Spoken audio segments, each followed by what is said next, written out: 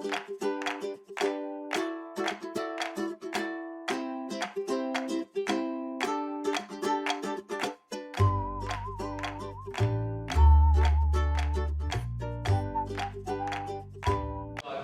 think we're going to go ahead and get started, and I can introduce the powerhouse that needs no introduction, and that is Shelley Slapak. Say that 10 times. Parks and Recreation Department. But Shelley is our expert on city permitting and events, and it's a scary process until you get to know her and the staff of the department, and then it goes so much smoother. But again, if this doesn't happen, the event doesn't happen. So she's really the most important presentation of the day. So with that kind of pressure, I'm going to go ahead and All right. Oh, I don't know about that. All right. So I do work for the city, and any special event that you are doing on city property, whether it be a park, street, or public right-of-way, needs to have a permit if you're inviting the public and doing certain things that I'm going to talk about in this presentation. The special event permit in cities does start in different departments. It's always in with your town or city. Within the City of Janesville, it's through the Recreation Division. Some cities or municipalities, it's through their clerk's office.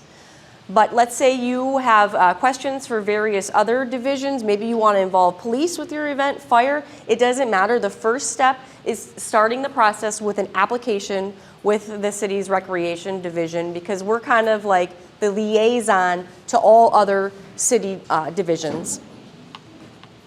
Okay, again, kind of like alcohol licensing, there's city permit or general licensing for events on public property. And again, going to the City of Janesville website, you can search ordinances. Any ordinance relating to special events, which would include financial gain or selling stuff on public property, closing streets, or exclusive use of parks, is found in our ordinances noted there. And it sounds like everyone's going to get a copy of all these PowerPoints. Special event definitions. Are you requesting a street closing? Any temporary closing or partial closing of a street or a public right-of-way. Another example would be a request to use a public parking lot. That would require a special event permit. Okay? We do have options now in the town square. We try to minimize the amounts of street closings that we do, whether it be a run walk, whether it be a public event. We really want to minimize the impact to the general public, right? So it's a balancing act. That's why one of the main reasons Festival Street was put up. It's got the bollards there, which are heavy-duty concrete barriers, and that's kind of designated as a nice place to hold events for a road closure.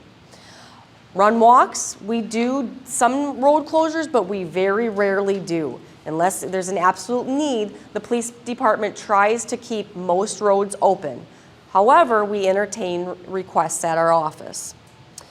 Another special event definition is a park event. Maybe you want exclusive use of a park or a certain area. You want to set up your run walk in Palmer Park, and you're going to do your registration in this area, and everyone's going to gather in this space, okay? Albeit the general public can still kind of walk by, it's generally known that that's going to be your area for that event, okay? Financial gain, this one confuses people all the time. Financial gain is just any collection of money on city property, even if it's just donations. Even if it means you, the event organizer, didn't gain financially because you're putting back all of those donations or fees collected into a worthy cause or into the event, it doesn't matter. That's financial gain. Concessions or sales, registration fees, admission fees, or donations collected. If you have any of those, you would need to go through the special event process through the City of Janesville. And I want to say that this would be through my office. I'm very available, usually when I have a full staff, but regardless, I am more than happy to help anyone through a public event process. It's really simple to get caught up in stuff, and it's just super easy to give me a call and I'll help you through it quickly. The guidelines book that I gave you has a nice checklist for public events on what you need to do, what's required. We put a nice X mark on things that are required for all events that I'm going to go over, and then some things that you might have at your event, maybe such as needing a tent permit or a beer permit. All events require an application. Going to that website that I had, the special event website, scroll down a little bit, that's your application, okay? There's a hard copy option that you can print out, fill out, and return via scanning in and emailing, mailing in, dropping off to our office. Recreation and Parks office is located in City Hall on the first floor. Otherwise, most people do the online version of the application. It's the same exact thing. The online version gets emailed directly to me, and it's super simple. I want to say it's probably only going to take about 10 minutes. You just need to know the basics. What is the date? What area do you want? Is it Town Square? Is it Palmer Park? What are the general time frames? And then some general event logistics. You can always change it. So it's best to just get that application in as soon as possible, because then we're going to put it in there and reserve that spot. We know you want the Town Square that day. We've got it in. You don't have to know all the logistics. You don't need to know who the band is you're going to have. You don't need to know who all the food trucks you are going to have at that point in time. Just get that initial application in for that first step, okay? Then everyone's got to pay a fee. The fee is based on the type of event, and we'll go over that in a little bit. And then everyone has to provide a certificate of liability insurance because you're inviting the public on public property, okay? And Chad from Conkle Insurance, if you want to stay after this, is going to talk about special event insurance. But everyone does need to have that, naming the City of Janesville as additionally insured. Then you need to have a map of the event, and we're going to talk about that a little bit further on what types of maps are appropriate. Other permits that are not required but may apply to your event would be a pavilion rental. You want to use an actual pavilion in there, a tent permit, Class B permit, which is also otherwise known as a beer permit, or a fireworks permit. Oh, here's my website. So that's the website that's got everything on it, all of the links for any permit, the Class B beer permit, the tent permit, the fireworks permit, the application for special event. That guidelines book that I gave you is in here. We've got example maps of some run walks. We've got some electrical maps showing where, for example, where electrical is in the town square. Various things that are helpful for event organizers. We try to put up and upload into that page on our website. Insurance requirements are based on the type of event. Circus and carnivals, we rarely have any of those, but that's your big things, you know. Back when the Rock Aqua Jays did the huge carnival in Traxler Park, you know, you've got those carnival rides. That's a much higher of a liability. So that needs the $5 million policy. Most events fall into that $1 million category.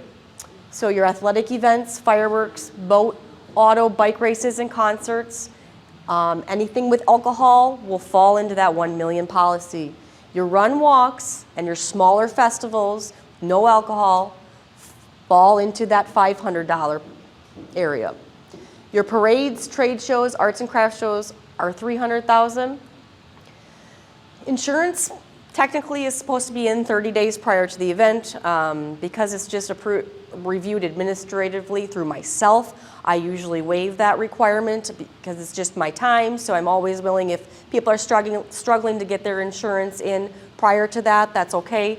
Some, you know, it's to no fault of their own. So it just needs to be in my hand prior to the event and prior to me being able to give you your official approval of your event.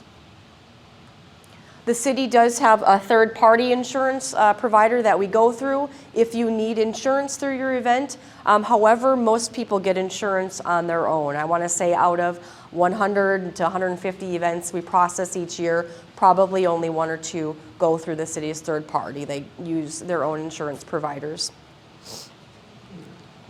Maps, like I said, everyone's required to have a map. If you go to the City of Janesville website, and this is for anything, even if it's just general everyday stuff, this is a pretty cool interactive GIS web mapping site that people can use. So you can go in and put in the location of an area that you want, and you can create your maps through that interactive site. Other people use Google Maps for their maps that they turn in. For run walks, a lot of people use Map My Run. Some people utilize just simple aerial maps of the park or general area that they're going to do their event in. Some events don't even know how to do that, and that's okay. They're calling me and saying, hey, can you send me an aerial map of Palmer Park? And then they're literally just handwriting, tent here, check-in here, wherever. That's totally fine as well, and actually very common. Special event fees, run walks, bike rides, $85. One-day event less than $100 is $90.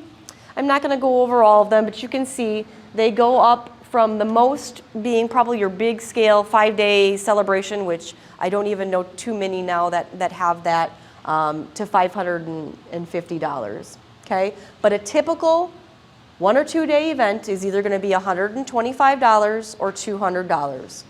The smallest one is if it's a very small event, less than 100, but there cannot be any financial gain. So no donations collected, no admission fees charged. Okay. These fees are listed on the website. They're also listed on the application form. How do you know how many people are going to come to your event if it's a first year? You don't. Nobody knows, right? So I always tell people to estimate lower for that first year event, and then just be honest for recurring and future events after you've kind of got a good feel of how many people you're going to have. Okay? So for example, if you're thinking you might have between 500 and 800 people at your event, I'd tell you to go, check 100 to 500 people this year, and then just monitor it for future years. Class B beer permit, I'm not going to talk too much about that because I just did a session on that, but that is another thing that would go with your special event if you want to serve or sell alcohol at your event. It's not through my office, it's through the clerk treasurer's office, but again, it's a part where before I'm going to approve an event, if you check on the application that you're going to serve or have consumption of alcohol, I'm going to make sure from the clerk's office that you have, in fact, done your due diligence to get that permit. And again, that's a $10 fee for those people who did not come to that session. You do need to get this one. It's strict deadlines. It has to be in the 15th of the month prior to the month of your event because it does need to go before ALAC, which is the Alcohol Licensing and Advisory Committee. Tent permits. Any tents that you're going to put on public property that are over 200 square feet or over 10 by 20 need a permit. Okay, so a 10 by 20 tent is allowed. Anything over a 10 by 20 tent or 200 square feet needs a tent permit. That's not through my office, it's through the building division. But again, on your application, if you're going to have tents over that 200 square feet, you're going to check a box. And I'm going to follow up with the building division on the 3rd floor of City Hall to make sure that you got your tent permit. That permit application is also on that website that I said, City of Janesville Special Events. Scroll down, tent permit. That application is right there. Again, that one you cannot do online. You need to print out, fill it out, and return it to the building division on the 3rd floor. Okay? Fireworks permit. Again, another one. That one is also on our website. You need to include the map of your area. You need to have your licensed pyrotechnician that you have, and that needs to be approved through the fire department, and that's a $105 fee. Road closure requests. Again, those come through our office. People always go to PD. They're going to revert you to us. We work with PD for that approval. It's essentially their final approval on what they believe is okay and safe for a road closure and what you're doing. They're going to determine where the barricades are going to be. But the special event organizer, unless it's on Festival Street, which has bollards, is going to be responsible for paying for the barricades at $4 per barricade, and they're going to be responsible for picking them up and placing them where we say that they're required to go.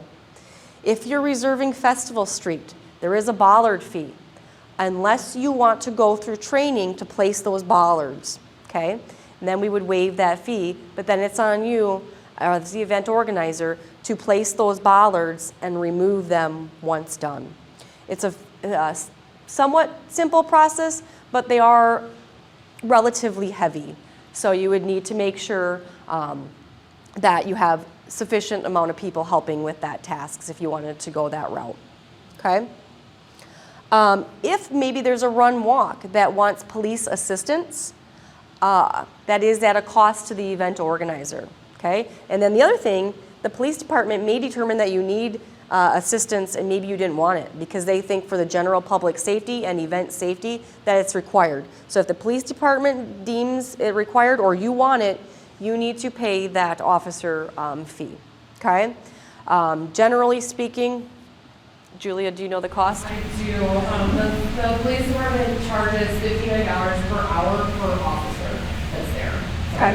And then if you need the fire department there or a medical like EMT, they're $45 per hour per officer. And that includes whatever vehicles they bring for police and fire department. Julia represents Velocity, and they've been helping with many of the run walks and hosting some of their own. So she knows those costs. But you know, like I said, we don't necessarily sometimes close roads per se, but you don't want to stop runners, right? They're getting a time, so we may have officers at intersections stopping traffic for a short period of time when runners or walkers are going through. Okay. Others, rentals, waste, it's event organizers' responsibility to provide porta potties and dumpsters if they need them at their event. So general rule of thumb, if there's not restrooms, okay? So if there's a sufficient amount of restrooms in the area, that's fine. But these larger events, trust me, people use the bathroom, especially if beer or alcohol is being consumed.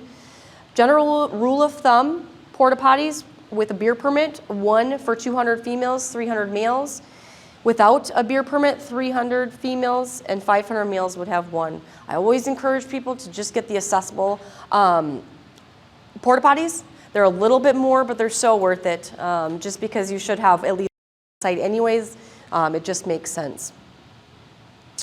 And we can work with you on, we've got companies that we work with, and honestly, for what you get, they are relatively cheap. Ace Portables, I believe, is who we generally work with. Same thing, we have city trash cans in the area.